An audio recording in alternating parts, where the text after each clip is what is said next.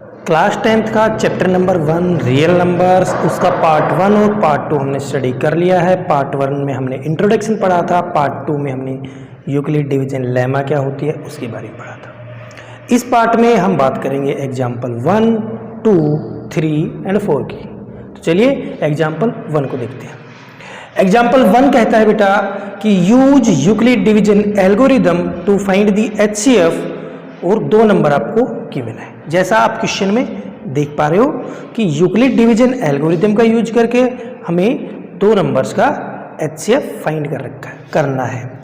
और बेटा ये जो 2 नंबर हैं ये पॉजिटिव इंटीजर्स हैं। आपको प्रीवियस वीडियोज में पता है कि हम जिन नंबर्स का HCF निकालेंगे वो नंबर्स पॉजिटिव इंटीजर्स होंगे। तो ये बात आप इसमें ध्यान रखेंगे।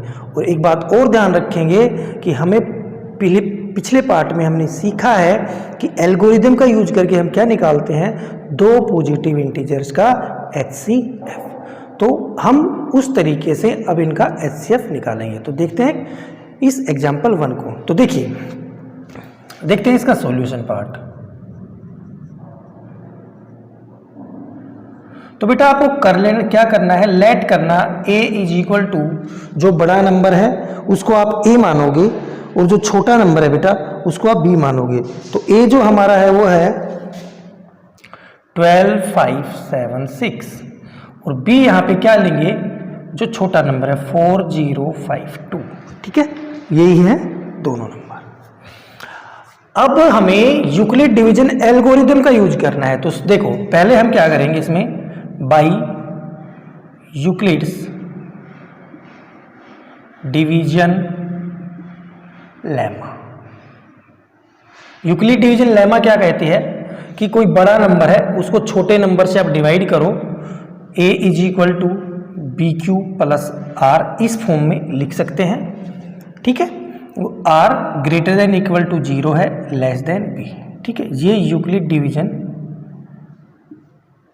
लेमा है।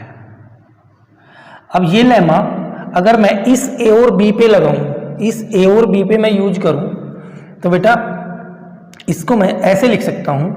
यहां पे हम इसको डिवाइड करते हैं। देखिए 12576 और बेटा 4052। ठीक है, अब यहां पे इसका यूज करेंगे। तो देखिए हम इसको स्टेप वाइज करेंगे। देखो ध्यान रखेंगे, एल्गोरिदम की बात कर रहा है तो ये जो लेमा है इसका हम स्टेप वाइज यूज करेंगे। स्टेप 1, स्टेप 2, स्टेप 3, जितने भी स्टेप चलेंगे उन स्टेप्स में हर बार ये लेमा का यूज करेंगे। तो फिर वो क्या बन जाएगा, एक एल्गोरिदम बन जाएगा, एक एल्गोरिदम बन जाएगा। तो अब हम इसको डिवाइड करते हैं। ठीक है, अब यहाँ पे ये है पहला स्टेप बेटा, ये पहला स्टेप है। ठीक है, यहाँ पे डिवाइड करेंगे तो ये 3 पे डिवाइड देके देखते हैं। आपको hit and trial method use करना है। 6 5 3 15 का 1 1 12 12 1 5 6। ठीक है, 6 1 1 12 1 5 6। ठीक है, 3 पे गया, ये 0 बचा, 2 बचा, 4 बचा। ठीक है, अब यूक्लिड डिवीजन लेमा से हम इसको क्या लिख सकते हैं, देखो ध्यान से, ये नंबर जिससे डिवाइड कर रहे हैं और ये जो रिमाइंडर है वो छोटा आ रहा है, तो हम इस फॉर्म में लिख सकते हैं इसको। बेटा इस फॉर्म में लिखेंगे तो 12576, ये अंदर का नंबर कैसे आता है बेटा, 4052 × 3 प्लस का 420। ठीक है, स्टेप 1। स्टेप 2, अब यहां से आप ध्यान देंगे, स्टेप 2 जो होगा उसमें a क्या होगा और b क्या होगा। यहां पे स्टेप 2 में a होगा हमारा 4052, a अब ये बन जाएगा, b बनेगा रिमाइंडर। सभी स्टेप्स में यही ध्यान रखना कि a आपका जिससे भाग दे रहे हो वो बनेगा और b आपका रिमाइंडर बनेगा। कब तक बनेगा, जब तक रिमाइंडर 0 ना आ जाए। तो अब a ये बना, b बना ये। ठीक है, तो अब इसको आप यहाँ से ऐसे डिवाइड करके देखोगे, 4052 को कितने से डिवाइड करना है, 420 से। आप यूज करेंगे हिट एंड ट्रायल मेथड। तो मैं इसको 9 से मल्टीप्लाई करता हूँ, 0 9 2 जा 18 1 37 3780, सब्ट्रैक्ट करेंगे 2 7 2, ठीक है, कितने पे गया ये 9 पे। स्टेप 2 में भी किसका यूज करेंगे बेटा, यूक्लिड डिवीजन लेमा का। तो इसको अब हम यूक्लिड, ये बार बार ये ना लिख के स्टेप 2 में सीधा ही ये क्या लिख देंगे, 4052 is equal to 420 multiply 9 plus 272, ठीक है। स्टेप 2 हो गया। अब हमारा आता है स्टेप 3, देखेंगे ध्यान से। स्टेप 3 में, दूसरे स्टेप में हमने ये, पहले स्टेप में ये था, दूसरे स्टेप में ये है। स्टेप 3 में, स्टेप 3 में बेटा ए अपना क्या होगा, जो स्टेप 2 का जिससे भाग दे रहे थे वो अपना ये हो जाएगा, और बी अपना क्या हो जाएगा, रिमाइंडर अपना बी हो जाएगा, स्टेप 3, ठीक है। अब फिर यहाँ पे भी वही करेंगे, 420 को कितने से डिवाइड करेंगे, 272, ये 1 जा पे जाएगा, 272 841, ठीक है, 8 और 4 और 1। यहाँ पे भी अब इसको राइट कर देंगे, 420 इज इक्वल टू बेटा 272 मल्टीप्लाई 1 प्लस 148। ये स्टेप हमें कब तक यूज करने हैं, ये स्टेप हमें तब तक यूज करने हैं जब तक हमारा रिमाइंडर 0 ना आ जाए, ठीक है। अब देखिए थर्ड स्टेप हमारा कंप्लीट हो गया। अब हमारा आता है फोर्थ स्टेप, स्टेप 4। स्टेप 4 ए क्या होगा, ए अपना होगा 272, बी अपना क्या होगा 148, ठीक है। अब 272 को, ये काम आप जो डिवाइड का कर रहे हो आप रफ में कर सकते हो, 148 से डिवाइड करेंगे तो 1 जा पे 148 एंड ये आएगा 42। तो इसको आप कैसे लिख सकते हैं, 272 is equal to 148 multiply 1 plus 124, ठीक है। स्टेप 4। अब बारी है स्टेप 5 की। ए क्या होगा, ए होगा बेटा अपना 148, बी अपना होगा 124। फिर 148 को 124 से डिवाइड करेंगे, 1 जा पे जाएगा 124, 24 बचा। यहाँ पे यूक्लिड डिवीजन लेमा से क्या लिख सकते हैं, 148 is equal to 124 multiply 1 plus 24। अभी भी अपना रिमाइंडर 0 नहीं आया है, तो अगला स्टेप करेंगे। अगला स्टेप जो होगा वो होगा बेटा स्टेप 6, स्टेप 6। और इसमें ए क्या होगा 124, बी क्या होगा बेटा 24। तो 124 को 24 से डिवाइड करोगे, 5 जा पे जाएगा 120 बचा 4। अभी भी रिमाइंडर 0 नहीं आया, तो इस स्टेप को आप राइट कर देंगे, 124 is equal to 24 multiply 5 plus 4। Step 7। Step 7, a अपना बनेगा 24, बी अपना बनेगा 4, ठीक है। इसको मैं करता हूँ यहाँ पे रफ। तो 24 को आप डिवाइड करोगे, 4 से 6 जा पे जाएगा 24। अब इस स्टेप में, स्टेप 7 में अपना रिमाइंडर आया है 0, तो 24 is equal to 4 multiply 6 plus 0। तो बेटा इसको आप करते हो यहाँ पे रफ।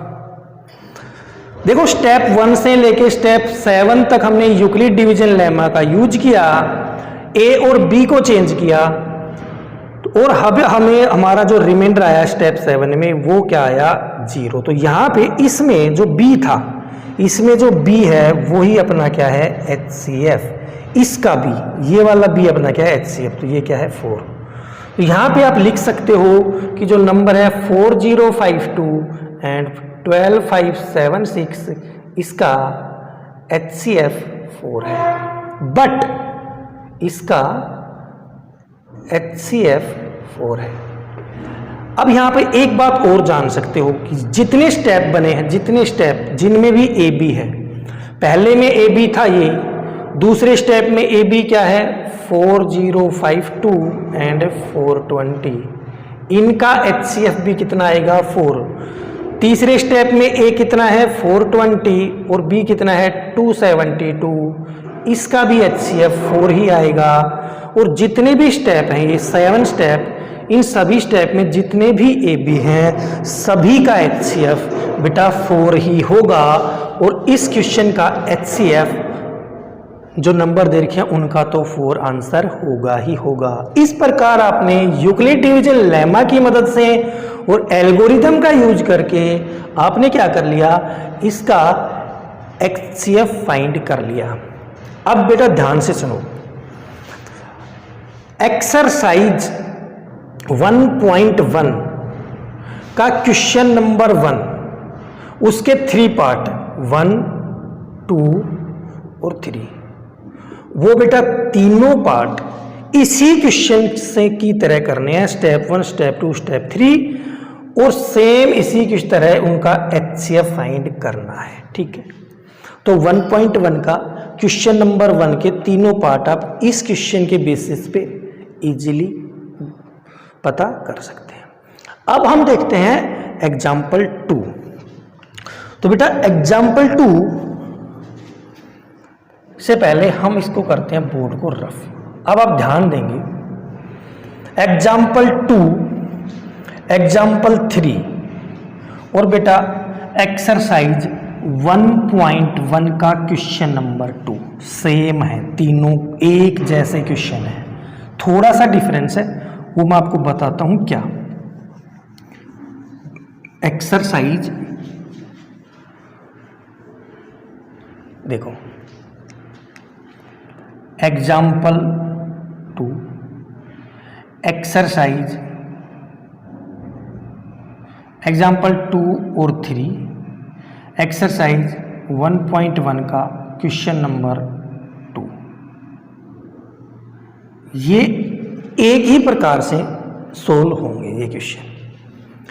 अब आपको क्वेश्चन एग्जाम्पल 2 दिख रहा है, वो मैं आपको करवाता हूं एग्जाम्पल 2, और यहां पे हम करेंगे उसका सॉल्यूशन।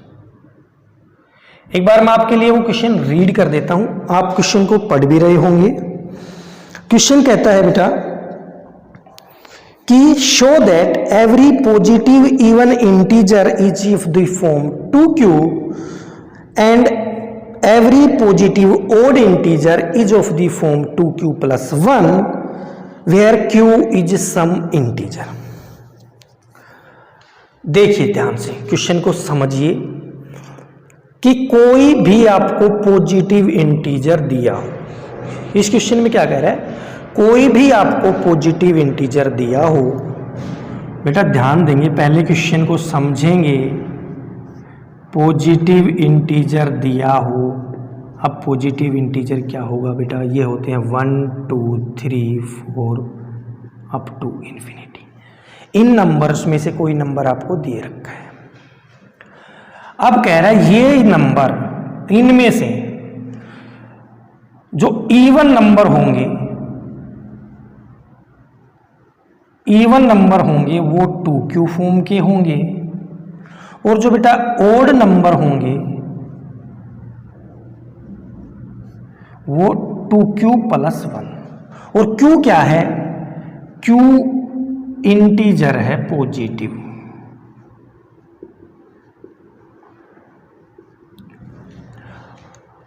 देखो अब हमें ये पता है कि इवन नंबर तो बेटा वो नंबर होता है जिस नंबर में 2 का डिवाइड चला जाए, और ओड नंबर में 2 का डिवाइड नहीं जाता।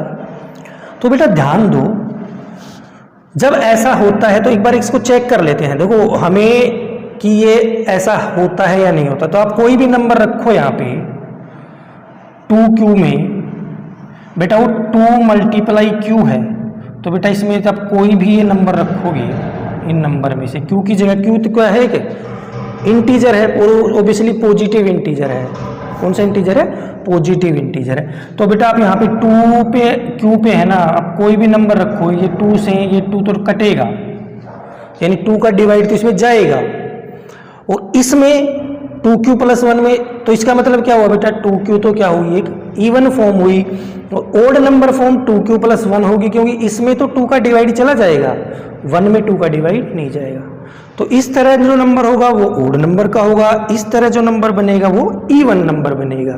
तो ये बात हमें कह रहा है, आपको शो करके दिखानी है। सो शो हम एल्जेब्रिकली करते हैं बेटा, तो हम इस बात को एल्जेब्रिकली दिखाते हैं। देखिए किस तरह, और हम इसमें थ्योरम का यूज करेंगे, यूक्लिड डिवीजन लेमा। तो मान लेते हैं, चलो, let a be any positive integer. भैया पॉजिटिव इंटीजर की बात कर रहे हैं, तो एक है, कोई भी एक पॉजिटिव इंटीजर है। बी जिससे हम डिवाइड करेंगे, इसको बी जिससे हम डिवाइड करेंगे, तो यहां पे जो फॉर्म हमें क्वेश्चन में दे रखी है 2q और 2q प्लस 1, वो उसका लेना है हमें 2। और एक बात और ध्यान रखनी है, a ग्रेटर देन b। यहां पे जो a है वो b से बड़ा है, ठीक है, 1 नहीं है, 2 नहीं है, 2 से बड़ा है। ओके, अब बेटा यहां पे हम क्या लिख सकते हैं, बाई यूक्लिड्स डिवीजन लेमा। वो क्या होती है बेटा, a is equal to B Q plus are greater than equal to 0 less than b। ये होती है यूक्लिड डिवीजन लेमा। यहां पे यूज करेंगे बेटा, तो a is equal to 2q plus R और r greater than equal to 0 less than 2, यहां पे आएगा ये। क्यों? क्योंकि आप देखिए a को आप 2 से डिवाइड करेंगे तो कुछ क्वोशिएंट आएगा और कोई रिमाइंडर आएगा, तो इस प्रकार इसको हम क्या लिखते हैं, 2q plus r is equal to a. यहाँ पे वही तो लिखा है, a is equal to 2q plus r. R की कंडीशन क्या है, ग्रेटर देन इक्वल टू 0, 0 या 0 से 0 के बराबर या 0 से बड़ा, लेकिन छोटा कितने से, जिससे भाग दे रहे हैं उससे छोटा ही आएगा रिमाइंडर। तो ठीक है 2। अब देखिए आगे, जब ऐसा है तो यहां पे देखिए r क्या है, r क्या क्या हो सकता है, r या तो 0 हो सकता है और r 1 हो सकता है। रिमाइंडर बेटा इस केस में क्या होगा, या तो वो 0 आएगा या आएगा 1। अगर ऐसा हो, if r is equal to 0, अगर r 0 है तो ये नंबर किस फॉर्म का होगा, यहां पे इसको रखेंगे r की वैल्यू को, a is equal to 2q plus 0, तो ये बनेगा a is equal to 2q जब r 0 होगा। लेकिन जब if r is equal to 1, तो ये नंबर बनेगा a is equal to 2q plus 1, r की जगह क्या पुट कर दिया 1, तो ये नंबर बन गया a is equal to 2q plus 1। ठीक है, अब ये नंबर दो तरीके से लिखा जाएगा, अगर इसका b 2 है तो ये दो तरीके से लिखा जाएगा, तो 2q और ये 2q प्लस 1। तो हम जानते हैं, we know that if a number is even it is divisible by 2। अगर कोई नंबर इवन होगा तो वो 2 से डिविजिबल होगा। तो बेटा यहां ध्यान दो, 2q is also divisible by 2। तो ये जो 2q आया है, ये नंबर a या ये 2q जो नंबर है वो बेटा 2 से डिवाइड होगा, क्योंकि इसमें 2 मौजूद है मल्टीप्लाई में, तो नीचे 2 करेंगे तो वो 2 इसको 2 को काट देगा। तो क्या है, so 2q is even number form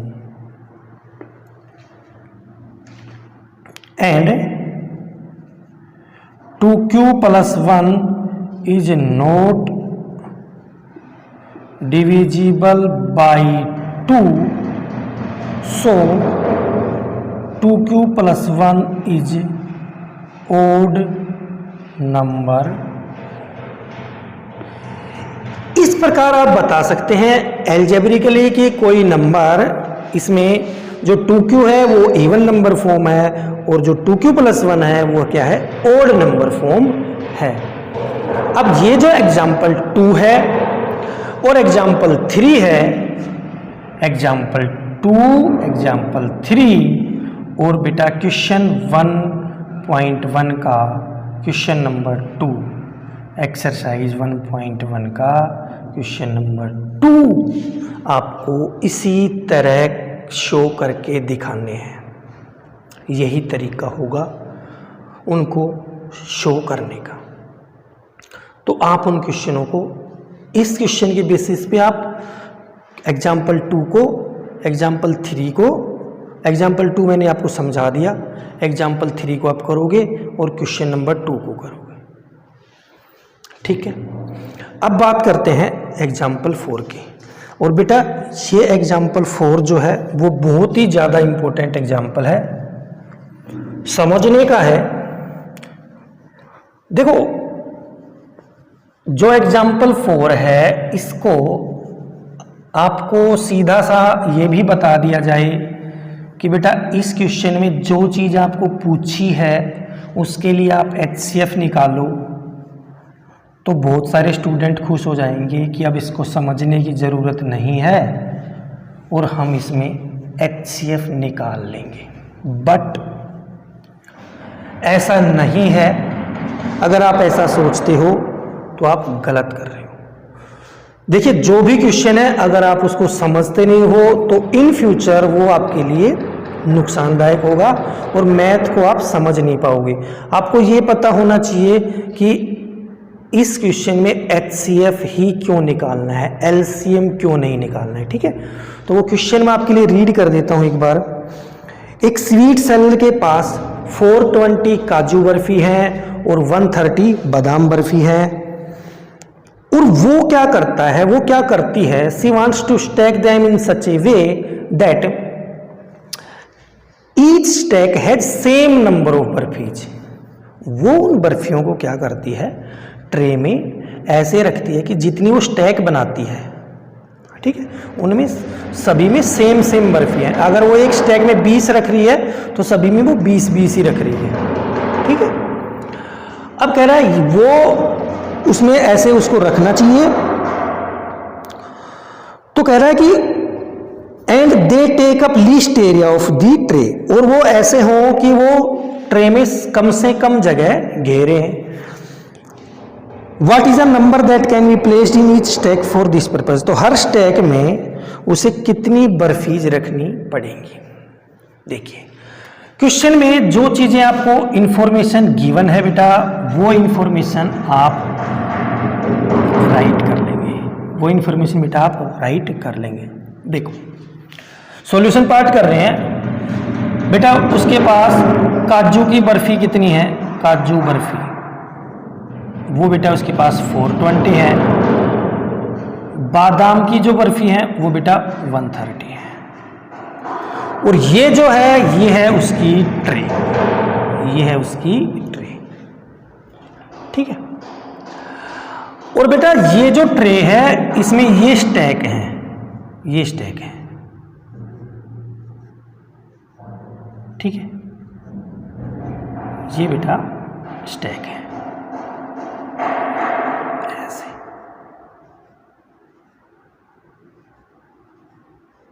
ठीक है, तो ये जो स्टैक है, ये जो स्टैक है, ये तो मैं मान लेता हूं इधर तो काजू की बर्फी रखी है, और ये जो स्टैक है इधर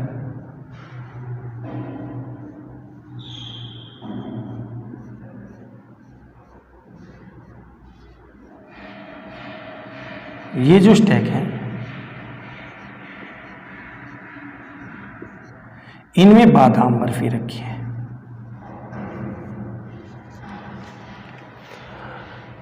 अब क्वेश्चन में ये पूछा है कि आप ये बताइए कि अगर वो काजू की जो बर्फी रखी है ना स्टैक में, और जो बादाम की बर्फी रखी है स्टैक में लाइन में वो सेम है, अगर वो एक स्टैक में, इस स्टैक में मान लो काजू की 10 बर्फी रख रही है, तो वो बादाम की भी 10 ही बर्फी रखेगी।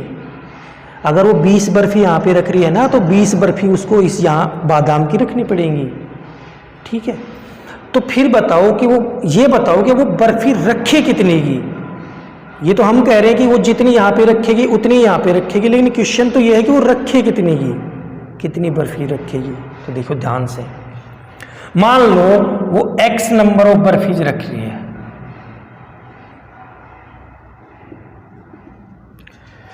हर स्टैक में वो कितनी बर्फी रख रही है, x नंबर। हमें नहीं पता कितनी रख रही है, लेकिन वो मान लिया x नंबर रख रही है। ध्यान दो, जब वो मान लो यहाँ पे x नंबर बर्फी रख रही है, तो स्टैक कितनी बनेंगी। ये तो एक स्टैक हुई ना, एक स्टैक में इतनी बर्फी, कितनी स्टैक बनेंगी। हमें तो ये भी नहीं पता कि काजू की कितनी स्टैक बनेंगी। तो काजू की हम मान लेते हैं कि y स्टैक बनेंगी। ध्यान दो, काजू बर्फी वो रख रही है 420। मान लो कितनी स्टैक बन गई उसकी, y स्टैक बन गई। और एक स्टैक में बर्फी कितनी आ रही है, x। बेटा उसकी स्टैक मान लो y स्टैक बन गई, और एक स्टैक में उसके पास बर्फी कितनी है, x। तो 420 बर्फी खत्म कैसे होंगी। बेटा जितनी स्टैक होंगी उन स्टैक में, जितनी एक स्टैक में बर्फी है उनको आप मल्टीप्लाई कर दोगे तो 420 बर्फी क्या हो जाएंगी, खत्म हो जाएंगी। इसी तरह 130 बादाम की बर्फी है, इसमें भी आप ध्यान देंगे तो बर्फियों की संख्या क्या होनी चाहिए हर स्टैक में, सेम। चाहे वो काजू के स्टैक बनाओ चाहे वो बादाम की स्टैक बनाओ, तो दोनों में क्या होगा बेटा, काजू के स्टैक बनाओ या बादाम के स्टैक बनाओ, दोनों के अंदर बर्फियों की संख्या क्या होगी, सेम। बर्फी तो उतनी है, लेकिन हमें ये नहीं पता इसके स्टैक कितने बने। मान लो इसके जेड स्टैक बने, तो जेड स्टैक बने और एक स्टैक में इतनी बर्फी, तो 130 बादाम बर्फी खत्म हो गई। ठीक है, ये बेटा y ये क्या है, स्टैक। z क्या है, ये भी क्या है, स्टैक। लेकिन y क्या है, काजू का स्टैक, और z क्या है, बादाम का स्टैक। और x क्या है, x क्या है, number of barfis in each stack. और यही बात हमें बतानी है कितनी होंगी। तो ध्यान दो, यहाँ पे आप एक बात बताइए, y मल्टीप्लाई x कितना आ रहा है, 420, और x मल्टीप्लाई z कितना आ रहा है, 130। बताओ यहाँ पे y एंड x वो फैक्टर है या नहीं। बेटा y और x 420 के फैक्टर हैं, क्योंकि इनका आप डिवाइड दोगे ना तो इसमें डिवाइड चला जाएगा। वैसे ही x एंड z क्या है, फैक्टर।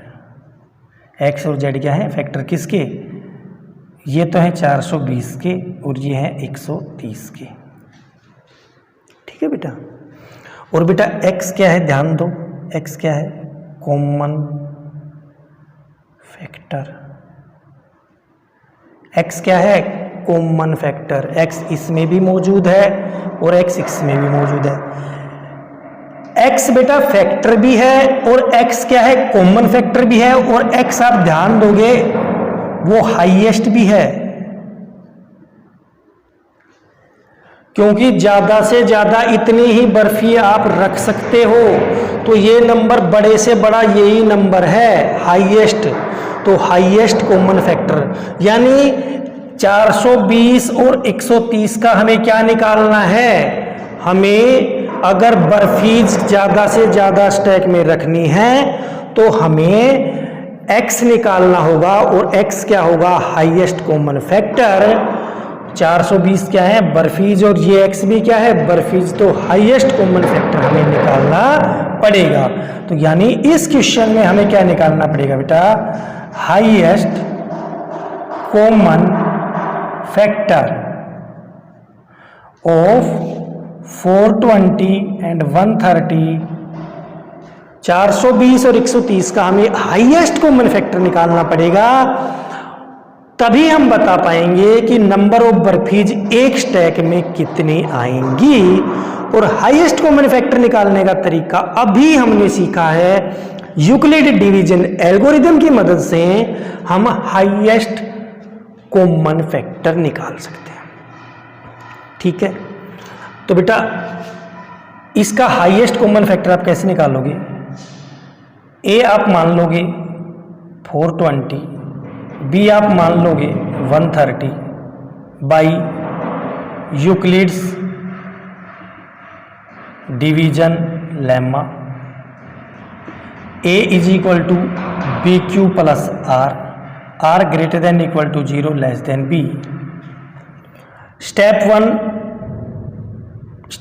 वन